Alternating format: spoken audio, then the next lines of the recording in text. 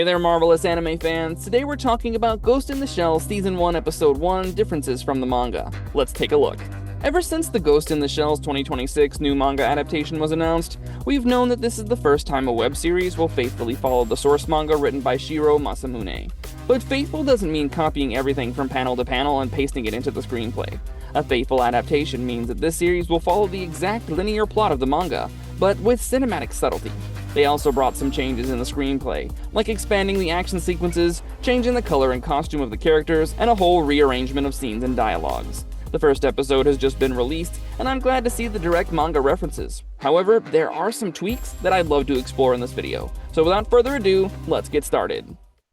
No one cleared that! Don't move! Prologue scene. Assassination of the trade representative. Well, the first episode doesn't have that much difference from the original manga. It seems like they've become much more faithful than they needed to be. Anyway, as we know, the manga opens by introducing its hyper-networked world where cyberbrains, advanced AI, and cyberization have become an integral part of everyday life. Similarly, the first episode of the series starts with the same introduction of the neurochip, and then transitions to Newport City on March 5th, 2029. Both the manga and the series start with the Assistant Secretary from the Department of Commerce, Mr. Ito, conducting a meeting with a Far East trade representative, talking about a conspiracy to exploit cheap labor in this country because it's very easy to manipulate their minds. Now, the manga and the first episode of the series treat this scene a little differently. In the manga, the chief of the public security force, Daisuke Aramaki, is revealed some panels later, while in the show, we see him from the very beginning, spying on these conspirators. Just like in the manga, he orders the second unit, and we see his police force of public security instantly getting their positions for an ambush. In the manga, when Unit 2 was prepping up, we got a glimpse of Major Motoko Kusanagi mocking the use of AI for encryption. But in the series, her entry is a big deal. She's been dressing up for her ultimate mission, which is to assassinate the trade rep. However, in the series as well, she mocks the AI for its limitations. Finally, Aramaki appears in the building room to interrupt their shady meeting, but unlike in the manga, in the show we see an elaborate setup of the police forces as they come to capture the representative. When Aramaki commands his team to cut the electromagnetic shield, we see a red light covering the entire building, the corridor, and the room. As Aramaki finally busts into the room, the representative asks for diplomatic immunity, and says that he has all sorts of rights to take Ito with them and give him political asylum. But Aramaki understands that Ito can be assassinated any time. As the representative hilariously boasts about the peace-loving nature of their nation, we hear a woman's voice mockingly ask him if that's a fact. But before the representative can answer, the bullets are fired at him, causing him to explode pretty brutally. I think the most grotesque graphic of this particular scene we saw in the 1995 Ghost in the Shell movie. But neither the manga nor the web series vividly show these graphic moments. Rather, in the series, we saw a glitchy, bloody explosion. Aramaki rushes to the window to capture the assassin, but stops when he sees Motoko, gradually turning invisible with the help of the 2902 thermal optical camouflage. Unlike the manga, in the series, we see an invisible Motoko jumping on a car roof, breaking it before she runs away.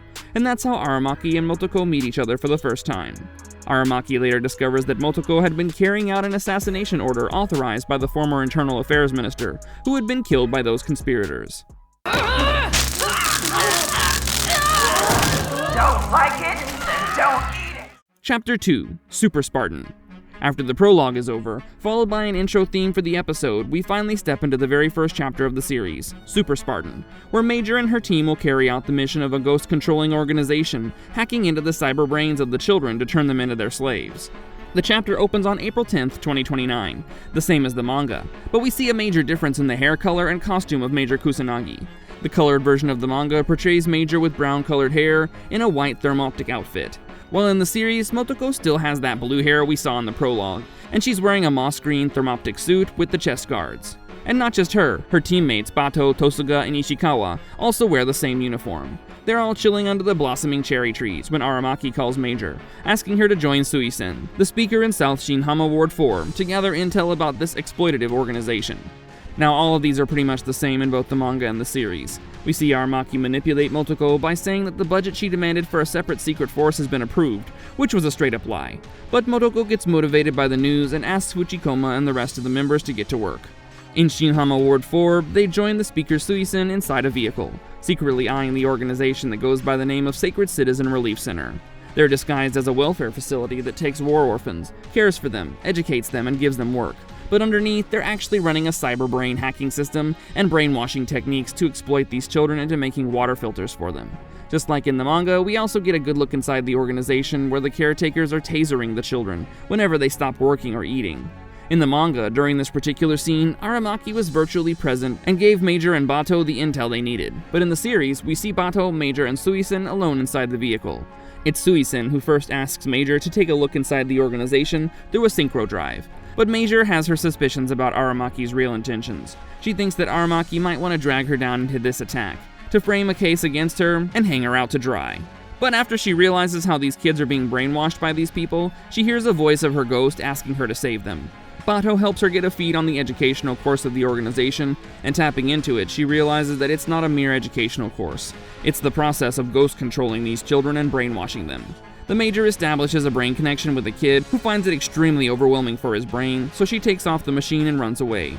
Just like in the manga, we see two cyborgs looking for him. Meanwhile, Ishikawa and Tosuga are outside watching over their targets. First, Tosuga established a connection with the kid, and then intercepted one of the security cyborg's brains. Meanwhile, we see one of the cyborgs realize that they've been bugged, so he uses his ghost-controlling device to track back Major and her team. This caused a huge technical problem in the system, and first it killed Suisen, the speaker, who bled out of her mouth in the manga, but in the series we see her brutally explode, although we didn't get a good look at the massacre.